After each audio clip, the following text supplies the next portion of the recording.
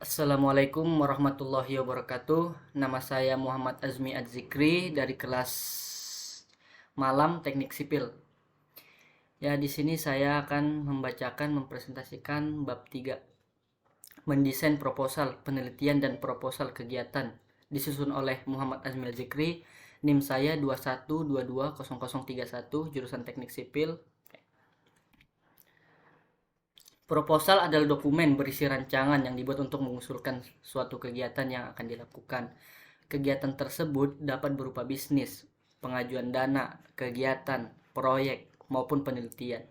Dilansir dari University of Birmingham, proposal penelitian adalah ringkasan singkat dan koheren dari penelitian yang diusulkan. Sedangkan proposal penelitian berisikan masalah utama tentang suatu penelitian juga langkah-langkah dalam membacakan masalah tersebut. Dalam proses pembuatan proposal penelitian ada berbagai hal yang harus diperhatikan, antara lain: A. Membangun konteks teks proposal. Teks seperti apakah proposal itu? Jadi dapat diartikan bahwa teks proposal itu sebuah teks yang berisi sebuah rencana atau tujuan dari suatu kegiatan yang akan dilaksanakan. Atau bisa juga dibilang sebagai alat bantu manajemen standar agar manajemen dapat berfungsi secara efisien. Teks proposal ini juga memiliki beberapa nama lain yang sering disebut seperti ide proyek, proposisi, rencana, tawaran, atau usulan. Proposal juga terbagi dari beberapa jenis, antara lain yang pertama itu proposal penelitian, yang kedua proposal kegiatan, dan proposal bisnis, dan proposal proyek.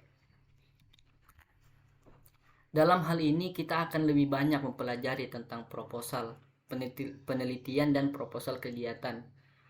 Dan proposal ini juga memiliki pengertian yang berbeda. Misalnya, proposal penelitian adalah proposal yang umumnya digunakan pada bidang akademisi.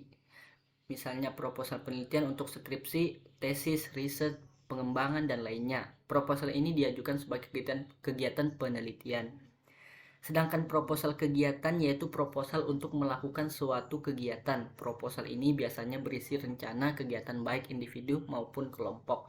Contohnya, pentas seni dan pameran. Dari kedua jenis proposal tersebut juga memiliki beberapa perbedaan yang sangat jelas, antara lain: proposal kegiatan berupa pengajuan untuk menyelenggarakan kegiatan, sedangkan proposal penelitian merupakan pengajuan untuk melakukan suatu penelitian.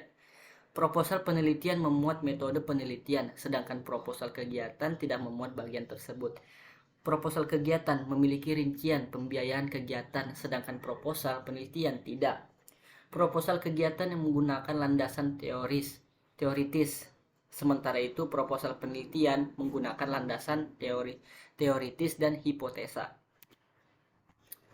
Dalam pembuatan proposal juga memiliki suatu alasan yang jelas, seperti tujuan proposal dibuat untuk menjelaskan rencana dan tujuan suatu kegiatan secara jelas dan detail.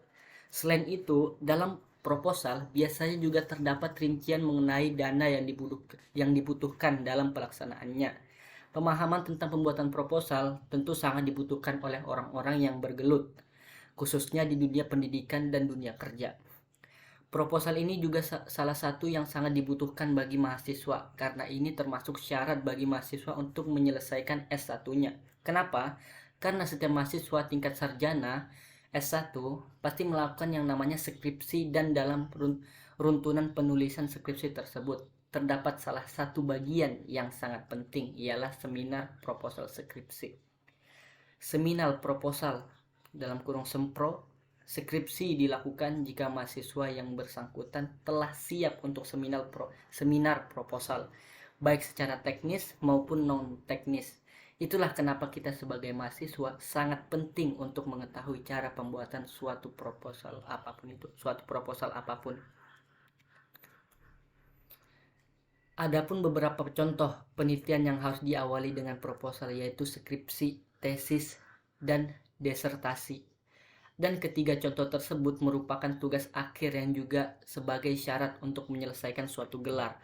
Bahkan di beberapa perguruan tinggi, mahasiswa diwajibkan untuk menulis proposal skripsi, tesis, atau disertai sebelum mereka bisa menulis tugas akhir. Jika proposal tersebut dianggap memenuhi kualifikasi penguji akademik, maka mahasiswa dapat melanjutkan penulisan tugas akhir. Dan ada juga beberapa contoh kegiatan yang harus diawali dengan proposal, yaitu peringatan Hari Besar Keagamaan, konser musik, pentas seni, perlombaan, dan perayaan kemerdekaan. Yang B, menelusuri dan menganalisis model teks proposal.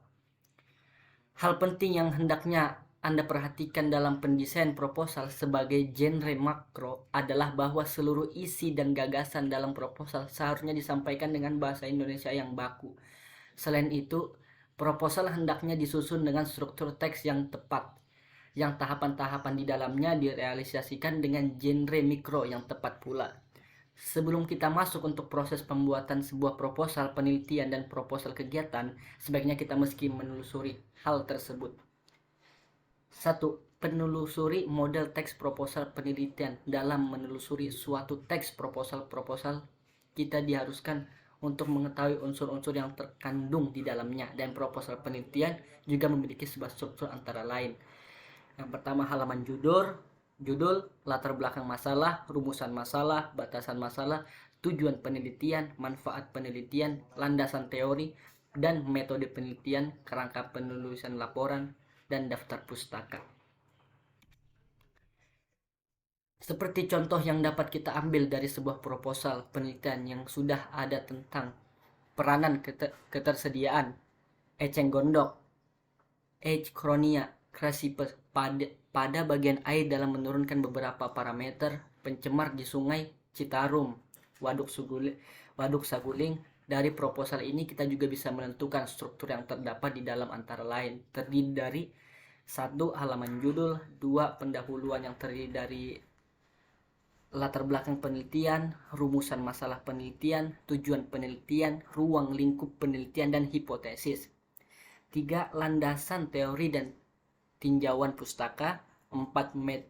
Metodologi penelitian yang terdiri dari waktu dan lokasi studi, sumber data penelitian, dan alur penelitian. Dan 5. Daftar pustaka.